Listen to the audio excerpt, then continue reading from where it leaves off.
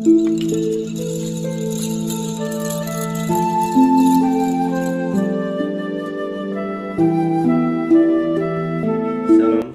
sejahtera untuk kita semua.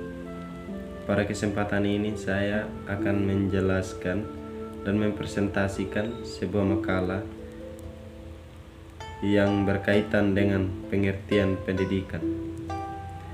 Pendidikan adalah usaha sadar dan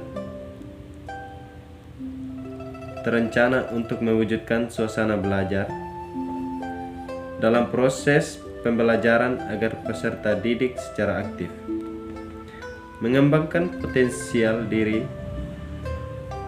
untuk memiliki kekuatan spiritual, keagamaan, pengendalian diri, kepribadian, kecerdasan, akhlak mulia, serta keterampilan yang diperlukan dirinya, masyarakat, bangsa, dan negara.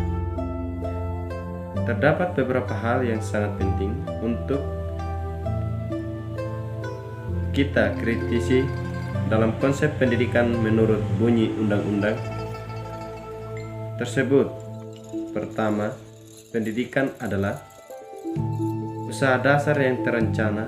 Hal ini berarti proses pendidikan di sekolah bukanlah proses yang dilaksanakan secara asal-asalan, tetapi proses yang bertujuan sehingga segala sesuatu yang dilaksanakan guru dan siswa diarahkan pada pencapaian tujuan. Kedua, terencana itu diarahkan untuk mewujudkan suasana belajar, dan proses pembelajaran ini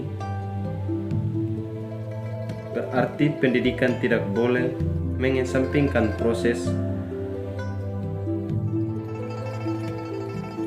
pendidikan tidak semata-mata berusaha untuk mencapai hasil belajar. Akan tetapi, bagaimana memperoleh hasil atau proses yang terjadi pada diri anak. Dengan demikian, dalam pendidikan antara proses dan hasil belajar harus berjalan seimbang. Pendidikan yang hanya mementingkan salah satu di antaranya tidak akan dapat membentuk manusia yang berkembang secara utuh. Ketiga, suasana belajar dan pembelajaran diartikan agar peserta didik dapat mengembangkan potensi dirinya. Ini berarti proses pendidikan itu harus berorientasi pada siswa. Pendidikan adalah upaya pengembangan potensi anak didik. Dengan demikian, anak harus dipandang sebagai organisme yang sedang berkembang dan memiliki potensi. Tugas pendidikan adalah mengembangkan potensi yang memiliki anak didik, bukan menjejalkan materi pelajaran atau memaksa agar anak dapat menghafal data dan fakta. Keempat, akhirnya dari proses pendidikan adalah kemampuan anak memiliki kekuatan spiritual, keagamaan, mengendalikan diri, kepribadian, kecerdasan, akhlak mulia, serta keterampilan yang diperlukan dirinya.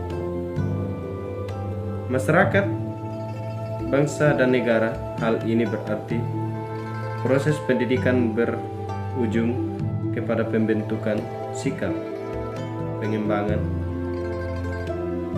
kecerdasan atau intelektual, serta pengembangan keterampilan anak sesuai kebutuhan.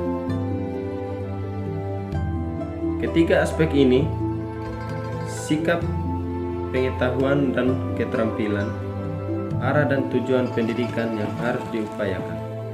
Dengan demikian, ketika kita memberikan pelajaran fisika, maka seharusnya kita berpikir sebagaimana mata pelajaran fisika dapat membentuk anak yang memiliki sikap, pengetahuan, dan keterampilan sesuai dengan tujuan pendidikan. Jika itu sudah terbentuk, maka semua guru mata pelajaran apapun yang diberikan untuk mengarahkan pada tujuan yang sama, yaitu pembentukan sikap, kecerdasan, dan keterampilan bagi setiap anak didik agar mereka berkembang sesuai dengan potensi yang dimilikinya.